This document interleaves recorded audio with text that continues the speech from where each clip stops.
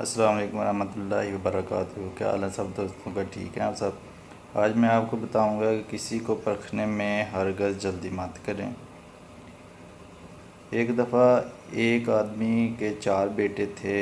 اس نے اپنے 4 بیٹوں کو سبق سکھانے کے لیے یہ ارادہ کیا۔ ایک کام کا اس نے سوچا۔ اس نے اپنے بیٹوں کو ایک سفر پر روانہ کرنے کا فیصلہ کیا اور دور دراز ایک علاقے میں ناشپاتی کا ایک درخت دیکھنے کے لیے بھیجا۔ ایک وقت میں ایک بیٹے کو سفر پر بھیجا کہ جاؤ اس درخت کو دیکھ کر آؤ۔ باری باری سب کا سفر شروع ہوا۔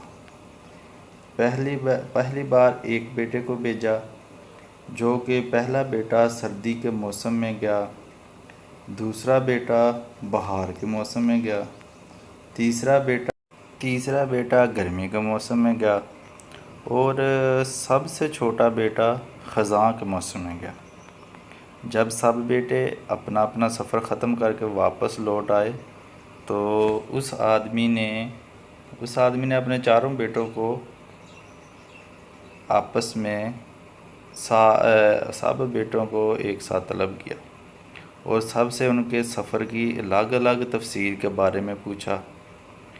پہلا بیٹا جو جاڑے کے موسم میں اس درخت کو دیکھنے کے لیے گیا تھا، کہا کہ وہ درخت بہت ہی بدخوبصورت، جھکا ہوا اور ٹیڑھا سا تھا۔ جب دوسرے بیٹے کی باری آئی، دوسرے بیٹے نے کہا نہیں، وہ درخت تو بہت ہرا بھرا تھا، ہرے پتوں سے بھرا ہوا تھا۔ تیسرے بیٹے نے ان دونوں سے اختلاف کیا اور وہ درخت تو پھولوں سے بھرا ہوا تھا اور اس کی مہک دور دور تک آ رہی تھی، اور یہ کہا اس سے حسین منظر اس نے پہلے کبھی نہیں دیکھا تھا۔ سب سے چھوٹے بیٹے نے آپ سب بڑے بھائیوں سے اختلاف ظاہر کیا کہ وہ ناشپاتی کا درخت تو پھل سے لدا ہوا تھا، اس پھل کے بوجھ سے درخت زمین سے لگا زندگی سے بھرپور نظر آتا تھا۔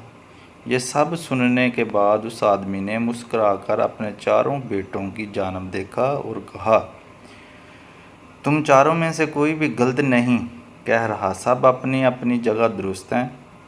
بیٹے باپ کا جواب سن کر بہت حیران ہوئے۔ کہا ایسا کس طرح ممکن ہے؟ باپ نے اپنی بات جاری رکھتے ہوئے کہا، تم کسی بھی درخت کو یا شخص کو صرف ایک موسم یا حالت میں دیکھ کر کوئی حتمی فیصلہ نہیں کر سکتے۔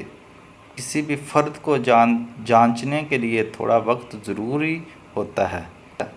اگر درخت کو تم نے جاڑے کے موسم میں بے رونق دیکھا ہے تو اس کا مطلب یہ نہیں کہ اس پر کبھی پھل نہیں آیا۔ اس طرح اگر کسی شخص